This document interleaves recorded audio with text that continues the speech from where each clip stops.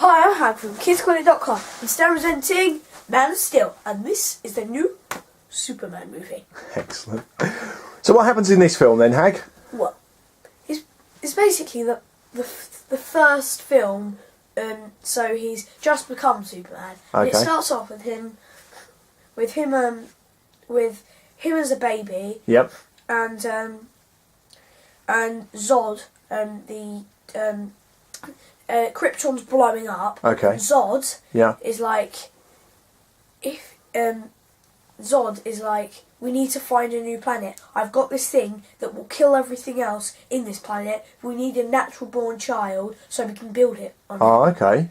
And guess what? What? Superman is a natural born child. Ah. So because they are actually made from machines and stuff. Well, not machines, but like little alien type. It's a bit Matrix-esque, Yeah. isn't it? Yeah. Yeah. And well that happens, and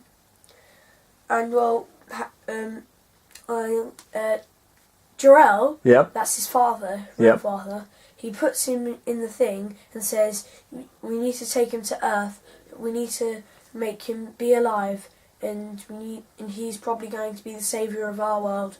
And then he sends him off into Earth. Okay, like a little capsule type thing, isn't it? Yeah. Yeah. And then like 33 years later, Yep. he's in a fishing thing, and there's this thing on fire. He's fishing. It's an oil rig, isn't it? Yeah, there's an oil rig on fire, and the next scene is Superman doing a massive jump. Well, he's not in his costume, is he? No. He was in a. It's Clark. Yeah, and he gets on. He's on the actual boat. Yeah. And then this is where the oil rig is. And he just goes. and then he goes. There's a massive dent in it, and there's like a massive body dent from where he goes, and then he climbs up the oil rig. Yeah. And then he goes in and saves all of the people in the oil rig. Okay. Now, how does Lois come into it?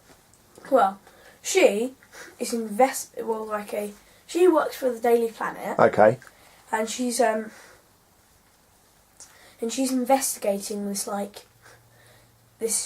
ship that's been there for ages. Okay. They don't know it's an alien ship. Ah. And that's where Zod is. Oh no. Oh no, Zod's not in there, is he? No. Yeah, this was the thing that, wasn't it the ship that... No. In fact, actually, we'll stop there because it's actually a spoiler, but she discovers somebody, doesn't she? Yes. It's not Zod. So who does she discover? Because she sees him walking around in the snow. It's Superman, isn't it? Well, it's Clark, yeah. Yeah. Wandering around. And Clark saves her, doesn't he? Mm. Yeah, and we'll stop there because we don't want to give too many spoilers away. How he saves her. Go on. Because there's like this machinery, and like this machinery type thing from like 20,000 years ago. And when it comes down, and Clark's already killed his one and blown it up, but then it's coming for Lois. And Clark gets it and then smashes it up, and Lois has got a wound. Yeah. So he takes her and saves her from dying in a ship. Absolutely, yeah. Now she becomes obsessed by Clark, doesn't she, and keeps on trying to look, and she starts talking to alien magazines and things like that. And then skip to a little bit further on, and a spaceship from another planet appears, doesn't it? And who's in that spaceship? Zod. This is where Zod really comes Zod. into it, yeah. And is he on his own? No. He's got a few alien friends. Okay. Yeah, and because he was a military officer, so was General Zod. Yeah. He gets loads and loads of the state of the art weapons and no. stuff like that.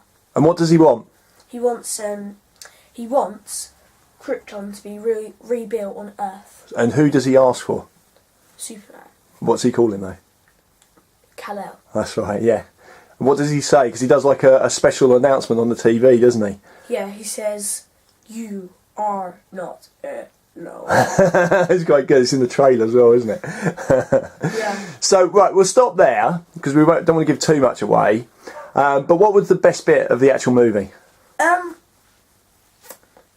love the bit when it's good when because Superman when he has got his outfit on and Yeah. he does become Superman, when he first finds that he can fly, because he used to just be able to jump really high. Yeah. But then he goes, and then the first time he tries, he goes up and he's like, yeah, and then and he's smiling and stuff, and then he's like, uh-oh, and then he goes all the way down, and then he breaks through a mountain, and then he goes into the, then he breaks the ice, and you can see him in the water, and then he just goes, and